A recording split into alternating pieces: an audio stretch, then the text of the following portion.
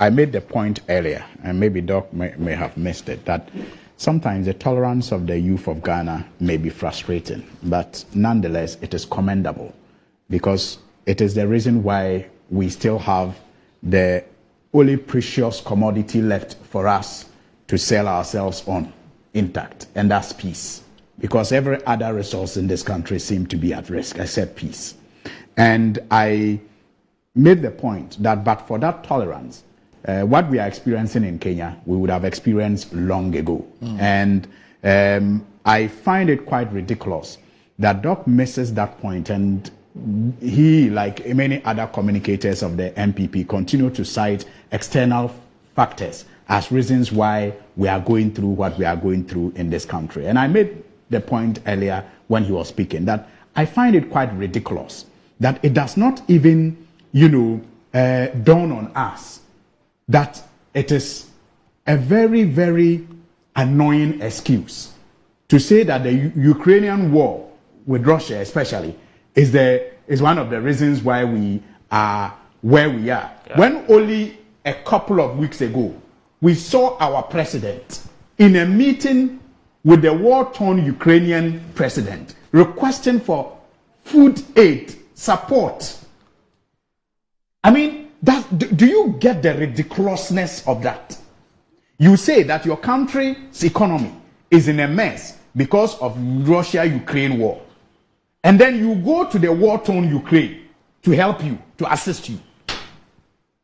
I mean, if the situation is that bad in Ukraine, to spill over to affect you, how do you expect assistance from Ukraine? I mean, that ridiculousness, I cannot just fathom. And that is why I think that, look, we should stop using that excuse because it has become so annoying to the people of Ghana. And if we are not careful, that's how we will push the youth to lose the hope that they have in the electoral process. They won't lose it. Because I am sure that they are patient and tolerant because they are hoping that in December they can channel all their frustrations through the elections and cause a change and ensure that this country is rescued and put back on the path of growth. And then you make the point, another ridiculous one, that ministers and appointees of this government sacrifice their salaries and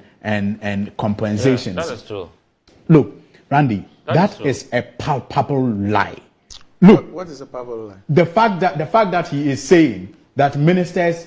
But we had an announcement to that effect. Randy, the announcement. Listen to the announcement. Yes. The announcement was to the effect that that ministers and heads of SOEs were going to contribute 30% of their salaries, to the consolidated fund from April to December of 2022. Oh. That was the announcement. Oh, okay. It was not a salary reduction. It was an announcement that these appointees, SOEs, heads of SOEs, and ministers were going to contribute 30% of their salary into the consolidated fund between April and December of 2022. That was it. A good sign. I mean, what was done? I mean, on this show, I even challenge you, the two of us. You see, I challenge you that Parliament should do same, and you said Parliament will not do it. When you say these things to the people of Ghana who cannot afford, a decent meal today as we speak, it's insulting.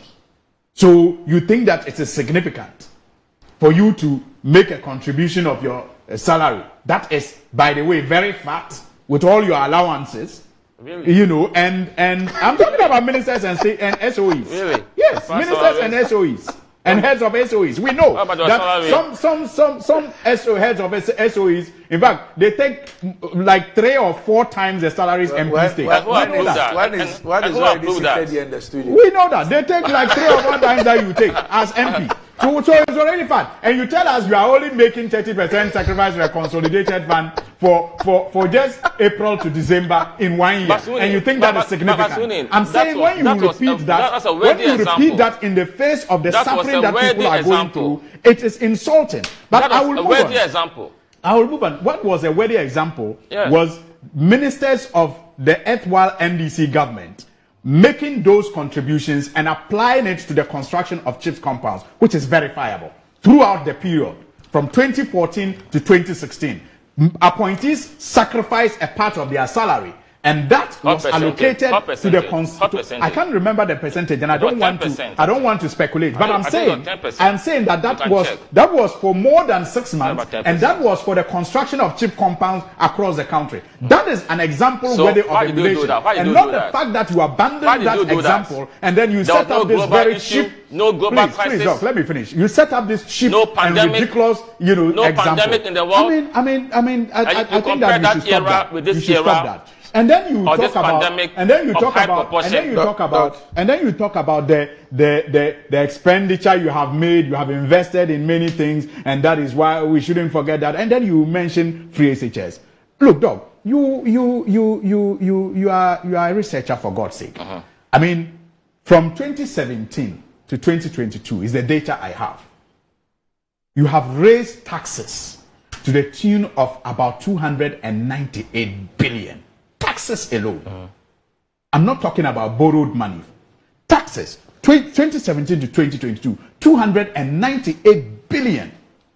And yet, the expenditure of free SHS is less than 8 billion. It's more than that. It's less than, at least, from 20 to 2022. It's more than that. And so when you sit here and then you say you spend so much on free SHS, and but yet you have raised this amount of money, and you are a Christian. In the Bible, it is said that to whom much is given, much is expected. You have raised this sums of money, and yet you still plunge us in this hardship, this suffering, this point where we are not even able to service our debts anymore. I mean, it is ridiculous for you to continue to make those arguments. And you speak about jobs. You created jobs. Really? Yeah. What was the unemployment rate when you came to power?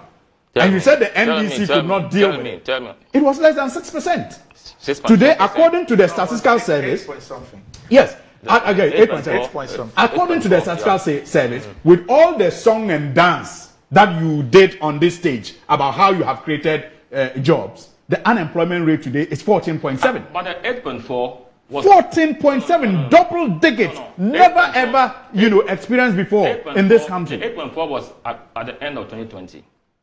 So that's why I'm saying that at the end of 2016, at the end of 2016, Randy, at the end of 2016, I cannot. It's 2016. Not 2016. Yes. Check it well. So that's the point. Whatever it is, Randy,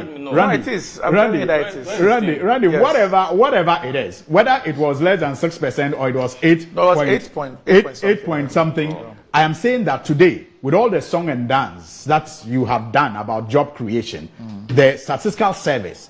And it is not NDC statistical service. The statistical service of Ghana is saying that unemployment is at an all-time high in this country today. In fact, NAPCO trainees only recently issued a statement attacking the vice president. And I think they correctly placed their concerns because that initiative was, supervised by the vice president's office.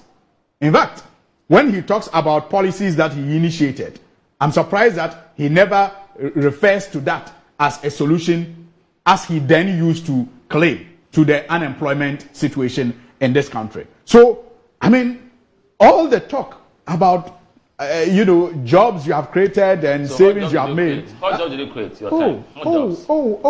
Dog.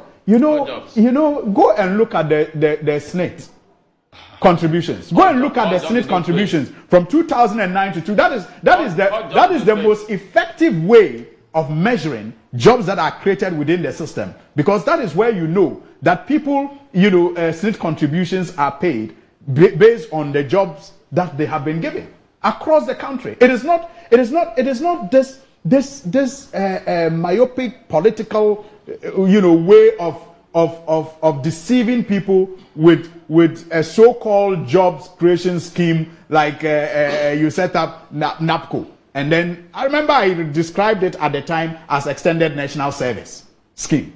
and people thought that I was just being a wet blanket. But that is what it has turned out to be. It helped. I'm saying that at that time it was not I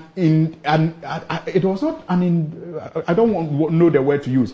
It was not rocket science. It was a short term It measure. was an extended national service scheme. But help. You could have put it under the national service, because under the national service we already ran such a system. There was already such a system, though. There was already such a system where students who were done with national service could apply for an extended national service, and then they were posted to companies to still serve and still be on national service allowance. You could have done that.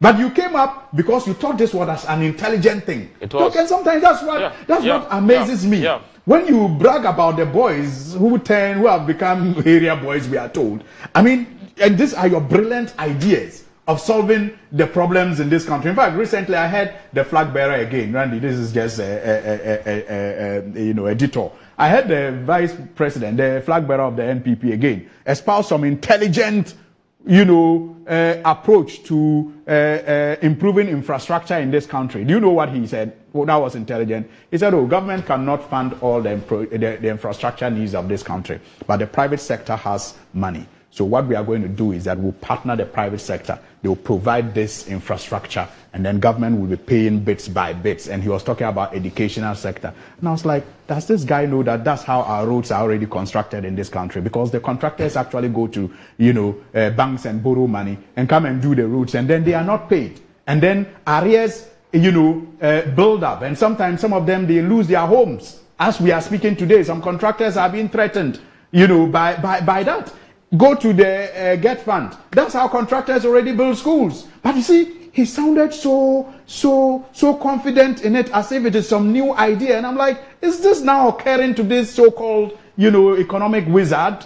And he doesn't realize that that's how we're already, solving our problems in this country. And so I'm saying that, look, some of these things that you tout as achievements rather go to anoint and provoke people whose last hope, I believe, for which reason they are being tolerant of the mess that is around us, is in the December elections, where they will express their disgust at the waste of our time in the last 7 years, and not just the time that is wasted, but the destruction in almost every sector. I used to say 3 E's, but I've been advised to add the 4th E. I mean, the energy sector, the environment, the educational sector, and our economy are all in a mess. And sometimes I worry for His Excellency John Dramani Mahama, the nation builder. I only have hope in his experience and his hard work.